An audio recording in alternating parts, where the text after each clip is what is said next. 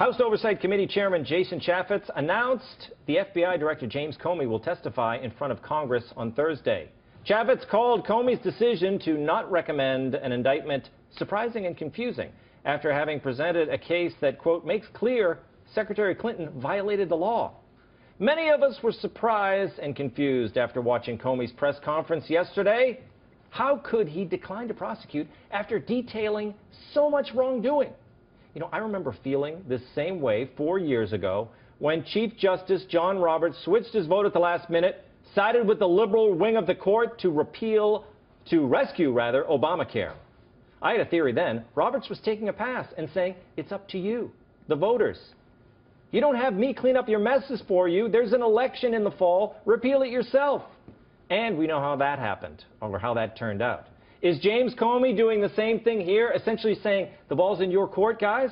We all know what Clinton did. She thinks she's above the law.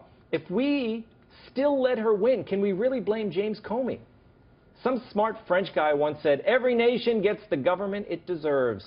If Hillary gets elected in November, the FBI should indict us all. Madison, what do you think he's doing? I mean, I need a theory as to what the FBI director was doing. He laid out all the wrongdoing. He said, but there's nothing I can do about it. Why? I absolutely think he's putting the ball in our court. I do. I think you're right there. And I think what we have to keep in mind tomorrow when he testifies, he's not going to tell us anything new. It's going to be more of the same. He knows what he's doing. He knows how to testify. But I think what we have to keep in mind here is he's really putting the evidence out there for the American people to see. They say she was extremely careless. Her staff was extremely careless. And I think a lot of times that would rise to the level of the gross negligence they need for this under the statute. So I'm a little surprised that more people aren't outraged, and I think we'll continue to see people becoming outraged over the coming weeks, including Democrats, over this. Well, I think this is something Trump is going to run on, right, Joanne? I mean, we know that she lied to us. So, you know, as voters, we're the ones who are supposed to take action, right? Yes, definitely. And I think that Trump is he's kind of going there with the crooked Hillary. He keeps telling us that too, but I think he needs to get a little more specific. Literally just keep taking Comey's words and professing them out to voters and you know, get them all to, again, vote for him. That's what he's got to do. It is up to us. I liked your monologue a lot. There you go. She liked my monologue, Matt. What about you? Good for Joe Noshaczynski. Sorry. Work on it. Yeah. Work on it. Noshaczynski. No. Listen.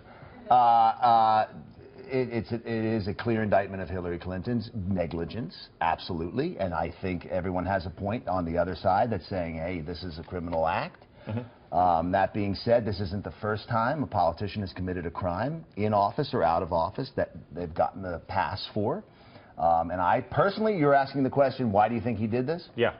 I think he sees an indictment of Hillary Clinton, meaning a Trump presidency, which ultimately might lead to, as Trump's been saying, the destruction of our country as we know it. That's my opinion. I think he's really, really scared to take her out of the race for fear of what would be left over. That's interesting because I think, Brendan, that he doesn't want to get involved because he doesn't want to make it, you know, when you end up attacking, he could overcharge, and then the sympathy could go with Hillary, as it did when they had a special prosecutor for Bill Clinton. Do you remember that? Yes. When everyone was appalled by his behavior, and then when they kind of put him on trial and they put him in front of the videotape and they asked about cigars and everything, all of a sudden the sympathy was with Clinton. Right. So maybe Comey didn't want to play that game and make her the victim.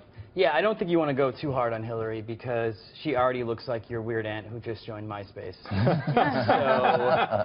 you can't go too hard, and that's why I don't think it's too malicious. I don't really know that she was being overly malicious, but you got to be careful with Hillary, man. Well, you know, while we're talking about why, Madison, why has Hillary Clinton given a reason why she set up that server on her own anyway, other than to hide information and be deceitful? She claims it's a matter of convenience. She wanted to use one device, but Director Comey just came out saying they know for sure she used multiple devices with the personal server. Yeah. So it's a complete lie, just like everything else she said here. She said not one email was sent that was classified at the time I sent it. 110 were classified at the time she sent not one, it's them. 110, it's different. Yeah, so I think this is going to hurt her way more than if they did press charges and she didn't end up going to jail or having any consequences against her would have hurt her. But I think what's going to hurt her even more than them not pressing charges is the fact that she's going to be compared continually to General Petraeus. And people saw what happened to him for arguably a less severe Much offense. worse. As Trump keeps saying, it's much worse than what the general did, right? But on the other hand, perhaps she may go down in history as a clairvoyant because she wanted a separate server for her dealings when, of course, we've seen the Pentagon's private server hacked by the enemy. Hillary's may have been. Oh, boy. We know that it may have been. We know the Pentagon's was. You know who was clairvoyant? Trump, for calling her crooked Hillary, because it's all coming true.